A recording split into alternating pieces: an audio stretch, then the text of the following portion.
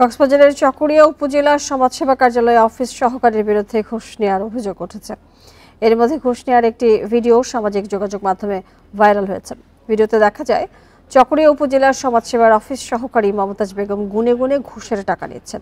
এ সময় ঘুষের টাকা বুঝে পাওয়ার কথা সমাজসেবা কর্মকর্তা আমজাদ হোসেনকে মোবাইল ফোনে নিশ্চিত করতেও দেখা যায় তাকে। ভিডিওতে ঘুষ দেওয়া ওই ব্যক্তির নাম রফিকুল ইসলাম। তিনি হারবাং মধ্যম পহর চাঁদা এতিমখানার সভাপতি। বিকাশে কম খরচে ক্যাশ আউটের লিমিট বেড়ে 50,000, প্রিয় এজেন্টও 2টা। এতিমখানার বরাদ্দের অনুদানের টাকা তুলতে গিয়ে মমতাজ বেগমকে ঘুষ দিতে হয়েছে বলে জানান তিনি। এ বিষয়ে সমাজ কল্যাণ মন্ত্রী, সচিব এবং দুদক সহ বিভিন্ন দপ্তরে লিখিত অভিযোগ দিয়েছেন তিনি।